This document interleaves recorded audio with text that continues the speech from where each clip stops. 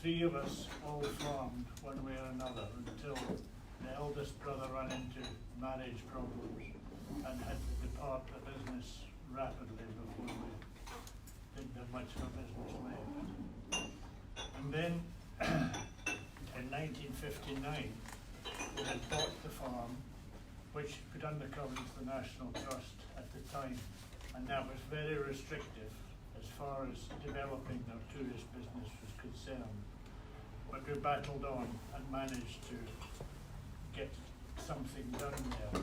I got married in 1972 and had 3 sons. So my problem started at that stage. This being the youngest of them. Anyway, as things carried on, I had been in partnership with a brother who was in Wigtonshire and I was in the Stewartry. And in 2006 we went our own ways. Our families were getting older and needed to get involved in the businesses. And so I had gone through valuations for businesses quite directly. And then in 2006, the 3 boys and my wife came into the business in partnership with me. So we had more valuations done then, so we knew exactly what we were talking about. And then in 2008 I had health problems for a short while. So the boys knew exactly what it was like to run a business because I was out of it for 4 to 6 months. And they carried on. And then in 2014, we had the Agritourism year, which was a great advantage. And it went slowly at first, and then I had a stroke January that year, so we speeded things up. And the fact that we could discuss things in those days, it wasn't a problem. But of course, it's not just your sons who you brought up to respect what you thought and so on. You've got the other half to think of too. Not that I'm complaining, but you've got no control over them at all. Not that you would want to control them, but you would like to think they would think the same way as you. And at that stage, the boys weren't listening to their father very much. And they all wanted to go their own ways. So the sooner we get out, the better. So that in 2015, the boys took over the business, and I was completely out of it.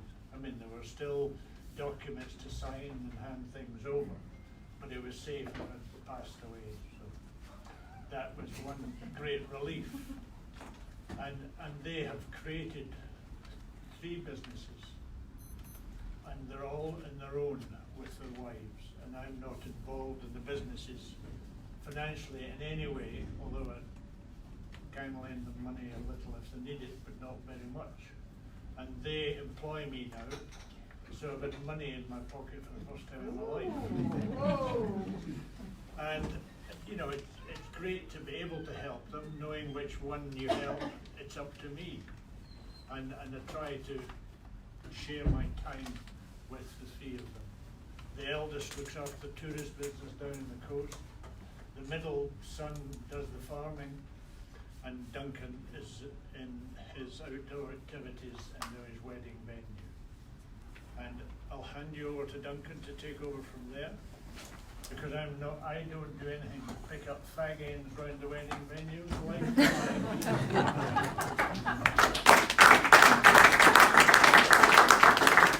So you've heard it from Dad's point of view, so it'd be good for me to give my point of view. I moved home in 2007. My brothers were at home already. They were running the farm and the holiday business, and I set up Lagan Outdoor in 2007 with support from the farm and the holiday business, and we built that up over a few years. And then me being at home, maybe slightly more outspoken, it became niggles in the business. So I had nowhere to live. I was living in a little converted outhouse with a 1-bedroom and a shower and a kitchen, which was fine. But then I got engaged, and then we thought, well, where are we going to live? So I saved money from a house I'd sold in Leeds, so I built a house on site. And then the business started paying me back, and then all of a sudden, maybe my brother says, well, I want to put a kitchen in, and you've spent that much on a house, so I'm going to spend this much on this. And all of a sudden, niggles started to appear, and it became more strained. So one night, I went down to Mum and Dad's, shortly before Dad's stroke. And I said, that's not me, it's not my fault for you to stroke. and I said to Dad and Mum, you know, we have to look at splitting this business. And Dad, quite rightly so, was protective of the farm, because the farm has been the lifeblood. It's the reason we're all there. It's the land. It's everything that our great-grandfather started with, and Grandpa and the Dad. And he was saying, well, we've diversified this business over 100 years, and now we're going to split it up, and the farm's going to be. So that stopped there. We took it no further, and then along came Caroline as part of the Agritourism Monitor project, and we all sat down and had one-to-ones with Caroline, myself, my brother Murray, my brother John, and we talked about where we'd like our businesses to go. And it was at that point Caroline sat down with Dad and said, you know, there's three very distinct businesses with three very distinct characters behind each of them, and now would be a good time to look at succession. And Dad, having had his brain hemorrhage in 2008, you know, was probably more encouraged in understanding that this was a good time to do it. So then in came Shan in September 2014. We'd never heard of Shan, but Caroline said, we've got to get this lady Shan up. So Shan flew up, and we sat around the table in Mum and Dad's lodge, because they lived in the farmhouse, but then they were chucked out the farmhouse and moved into a log-shaped cabin. And we sat around the table in the lodge, and it was amazing. You know, we talked about these things that had terrified us about talking about in the open before. And Shan very, very confidently and succinctly and calmly said to each of us, we want to know about your concerns, but also your hopes for what this may look like. And we all took it in turns, and we didn't interrupt each other because we knew we would be told. And it was amazing. And Shan wrote away, and we all talked, and then Shan came back to Mum and Dad, and then Shan said, so we're going to go around again, and we want you just to pick up on anything that maybe anyone else has said. And before we knew it, 3 hours later, we had a plan on the table. And then we pulled out a map, and we said, okay, so we're going to split this physically. What would a physical split look like, and how would that work for each of your businesses? And that was pretty much it. You know, there was no niggling, there was no falling out. The next day we had an open public meeting, where in the morning we had 12 or 18 hours to think about what we talked about the day before. And in a closed room, we all sat around a table with Shannon, and we said, look, you've had time to think about it, chat about it with your wives. What's worrying you? And Murray said, you know, I've done my calculations, and I don't know that the farm can stack up. So Caroline said, well, how much do you think is short? And we said, well, look, why don't we move that holiday cottage from John and Joe's side to your side, and that'll give you an extra 20,000 a year. And he went, yeah, that would work. Because it wasn't him solely reliant on farming. And then we had an open forum that afternoon where members of the public were meant to come in, but you know, only 3 people came. But that's because succession's that thing, especially within farming, it's just the thing you never talk about. It's terrifying. For us, we got parents that were thankfully open and willing and to hand over. I guess probably because they trusted that we would still pay them.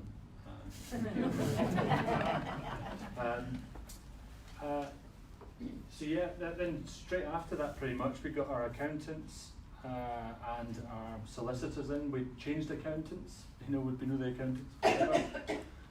But we changed accountants, but we brought in the same solicitor. But there was the solicitor who was Dad's generation and the solicitor who was our generation, all from the same business, who came in and sat around the table.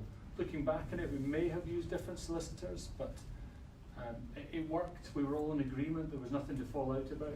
And then in November, we had the whole place valued. So on that piece of that map, we'd drawn sections 1, 2, and 3, and they had put a value onto sections 1, 2, and 3.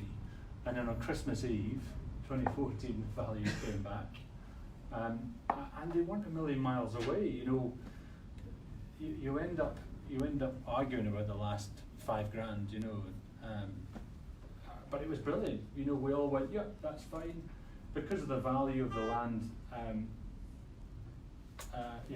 June. When was that? Yeah, so that was Christmas 2014. And because of the values of the land, it meant that where the A75 goes through our land and there's 1,000 acres above the land, I think I talked about this on the next page, that meant that I took ownership of all of that land. Murray took ownership of all of the farming land down at Moss Yard, and John took ownership of the caravan park and most of the holiday cottages. It has to be stated at this stage that Duncan's business, which had been up and going for about 4 years, was not valued very highly because it was such a young business, but the potential was still there to earn annually. So that shook me a bit, because it didn't have the value I thought it might have been, and so the land might have been slightly different. But we went with the valuations, we just accepted them as they were. So I wasn't getting anything out of it, so what the hell did it matter?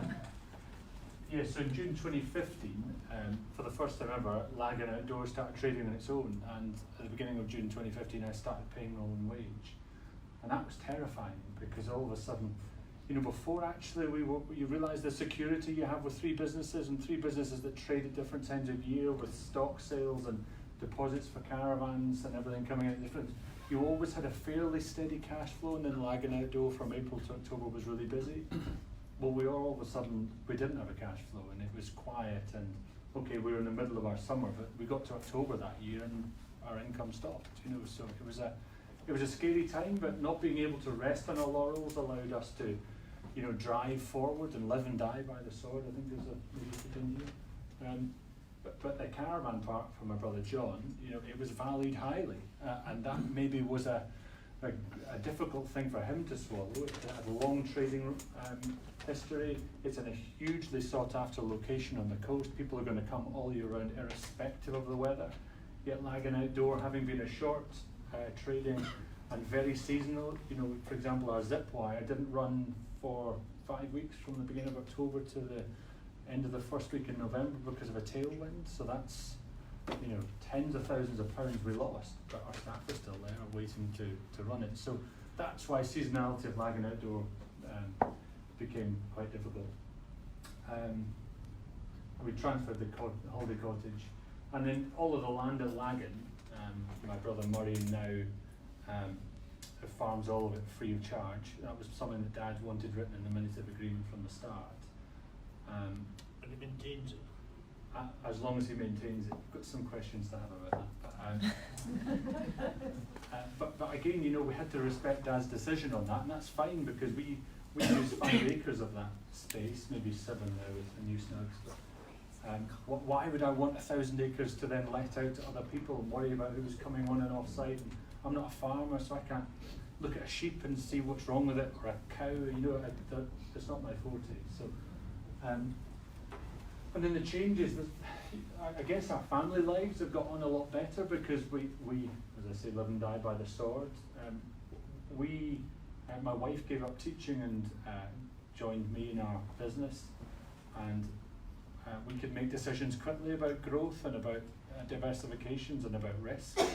You know, our loan is ridiculous. You know, people go, oh my God, you've got such a great business, but actually we just spent stupid loads of money off the back of this land that we've inherited, that we've been able to secure as an asset. And our wives have become integral in our businesses. But there, as I was saying, you know, your farm, which has added all of these diversifications to make it sustainable, all of a sudden is back as being a farm. So Murray has had to look at how he diversifies, and he's still looking at that. But holiday and tourism accommodation has become a big part for him. So actually he and John are working together, but also in competition to each other. And yet at Lagan Outdoor, we were so seasonal, we had to find another market, we had to find another source of income that was visible. Because much like drift, I'm sure, you open the doors and you've no idea who's coming in that day. You prepare for 100, and 2 might come in, or you might get 180 and then they go, bloody hell, you've run out of this, and you just, it's so difficult. So we diversified into accommodation, and we diversified into our wedding venue, which has become a bit of a monster, and that wedding venue is now becoming the monster that we're creating businesses so that it can feed. We've just built more accommodation so we can now sleep 44 people on site, so we've got 18 snugs on a holiday cottage. And we're just about to build a new bistro, so our cafe before was a log cabin, and it was a bit of a shabby log cabin because it was 20 years old, and customers driving up would go, we're coming to this beautiful wedding, we paid a lot of money, and we're having breakfast in a pretty crappy cafe. The food is good. So you think you finish spending, but then all of a sudden this new thing appears, and you go, I have to spend on that and grow that. So we're thoroughly grateful for our parents being in the position that they were to hand it over to us, and I'd hate to be where you guys are at the moment, but it's given us an opportunity. And you were talking about, Stuart, about looking at what you do for your kids. Now our kids are 8 and 6, but we're still looking at, and Sham was talking about all the buildings are up at that farm, and this has just got land. We're looking at, in the future, are there 3 businesses which can be separately handed over to 3 kids if they want to stay at home? And people go, that's mad, you're 15, 20 years away from that. We're going, but we have to now, because we're spending a lot of money on physical, and you have to be able to draw easy ring fences around it to split it out.